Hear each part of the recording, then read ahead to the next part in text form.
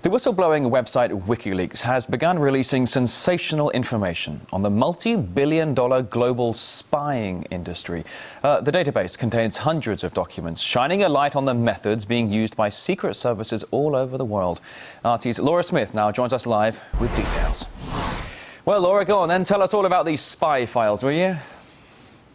Well, at the moment, there are 287 of them that have already been released, but that's just the beginning, according to WikiLeaks. And they detail what WikiLeaks is calling mass surveillance that's going on a global scale. They say that 10 years ago, this is an industry that really didn't exist, but that 9/11 provided essentially a license for companies to start developing spying systems that basically affect all of us. And now there are 160 companies in 20 different countries all developing this software, and it's an industry that's completely unregulated. And just to sort of bring it down to the basics, Julian Assange said, he did a quick survey around the room in this press conference that we were at this morning, and he said, who here owns an iPhone or uses Gmail or has a BlackBerry? And everyone puts their hands up, and he says, basically, you are under surveillance, and that is without a doubt.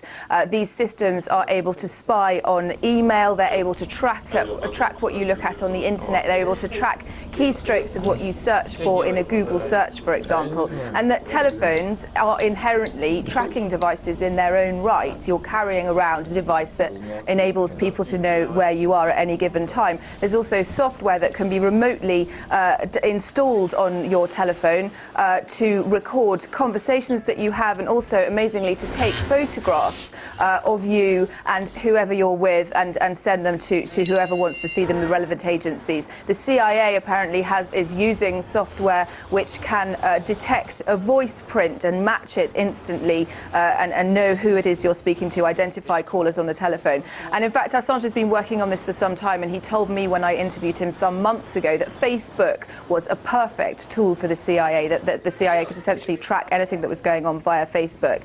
This is software that's being made by Western companies and then sold to countries which include, according to WikiLeaks, Tunisia, Syria, Egypt and Libya. And you can look for yourselves and see these documents. They're all online at wikileaks.org/spy files. But I'll just give you one example, which is of a contract that WikiLeaks has uncovered between a French company called amesys with the late Colonel Gaddafi's former regime in Libya to track mobile communications. And WikiLeaks says it has evidence that that software was used to track Libyans' opponents of Gaddafi's who were living in the UK at the time, even though this software, as I say, is completely illegal in Western countries. It's illegal to use these kinds of software by any kind of agency to obtain blanket information on groups of people.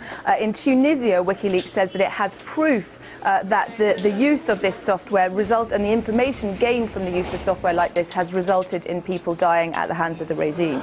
And it's not being used anymore to track individuals. They were at pains to point out that it's used to track whole communities, whole ethnic groups, whole nations, surveillance on an industrial scale. And Assange didn't have any advice to us as to how we could protect ourselves against this kind of tracking. He said that counterintelligence software must be developed, but it hasn't been developed yet. More files coming out, as I say.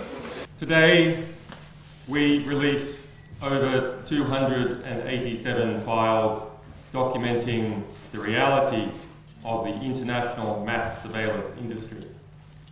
An industry which now sells equipment to dictators and democracies alike in order to intercept entire populations.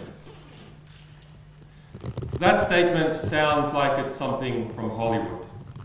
That statement sounds like it could only be science fiction. So who here has an iPhone? Who here has a BlackBerry?